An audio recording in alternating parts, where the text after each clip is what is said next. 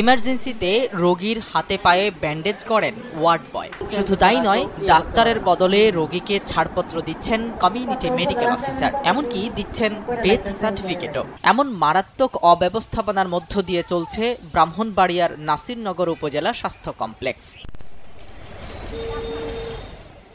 এসব নিয়ে স্বাস্থ্য কমপ্লেক্সটিতে ভর্তি থাকা এক রোগীর স্বজন মন্তব্য করাতে ক্ষিপ্ত হয়ে ওঠেন এখতিয়ার বহির্ভূতভাবে রোগীকে ছাড়পত্র দেয়া কমিউনিটি মেডিকেল অফিসার মোহাইমিনুল ইসলাম। কথা কাটাকাটির এক পর্যায়ে শান্ত হয়ে হাসতে হাসতে তিনি বলেন, তাকে বদলি করতে মন্ত্রী লাগবে, এমপি দিয়ে হবে না। আমরা তো মন্ত্রী এমপি ছাড়া কেউ করতে পারে না।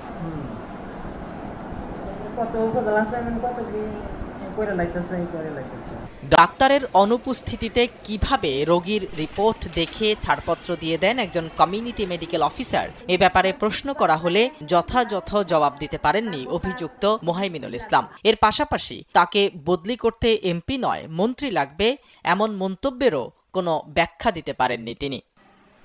অনেক সময় তো আমরা করে থাকি, আইনত হয়তো আমাদের স্যার বলতে হবে, অভিজিৎ স্যার বিস্তারিত বলতে হবে। আপনি দায়িত্ব পালন করতেছেন, আপনি আপনার কতটুকু এখতিয়ার সেটা জানেন না, না জেনে করতেছেন। আমরা তো করে থাকি, এমপি বলছেন মন্ত্রী, আমার কাছে রেকর্ড আছে।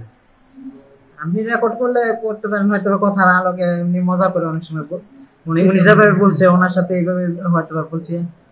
নাসিরনগর উপজেলা স্বাস্থ্য কমপ্লেক্সে চিকিৎসা নিতে আসা মানুষের অভিযোগের শেষ নেই। জরুরি বিভাগেও অনেক সময়ই ডাক্তার থাকেন না, ফলে পিয়ন, ঝাড়ুদার আর ওয়ার্ড বয়রাই ব্যান্ডেজ, সেলাই সহ বিভিন্ন অস্ত্রোপচার করে থাকেন। রোগীদের সঙ্গে খারাপ আচরণ এবং সংকটাপন্ন রোগীদের চিকিৎসা প্রদানে অবহেলা তো নিত্যদিনের ঘটনা। এসব অভিযোগের বিষয়ে জানতে চাইলে প্রয়োজনীয় ব্যবস্থা নেওয়ার আশ্বাস দিয়েছেন ব্রাহ্মণবাড়িয়ার civil surgeon doctor Mohammad Belayet Hossain. অনিয়মের কথা বললেন, কিন্তু আসলে অনিয়ম, যতটা উচিত না। এগুলো নিয়ে আমি কাজ করবো, কথা বলবো। তবে আমি রিকোয়েস্ট করবো, আপনি ইউএসপি সাহেবের সাথে পুরো বিষয়টা নিয়ে আবার কথা বলেন, যে ওনার বক্তব্যটা কি। টিএসপি সাহেবের সাথে ওনাকে আমি এখনো আমি 2বার কল দিলাম, উনি কল রিসিভ করে নাই। আর আমাকে যেহেতু বলেছেন, আমি বলবো যে আমার কাছে একটা লিখিত অভিযোগ যদি আসতে বেশি ভালো হতো। তারপরে আপনি যেহেতু ফোনে বলেছেন, আমি এটা আমার যে আইনানুগ ব্যবস্থা নেওয়া আমি সেটা নিব। নাসিরনগর উপজেলা স্বাস্থ্য কমপ্লেক্সটি 2007 সালে 31 শয্যা থেকে 50 শয্যায় উন্নীত করা হয়, কিন্তু বাস্তবে সেবার মানে কোনো উন্নতি হয়নি বলে অভিযোগ রোগীদের।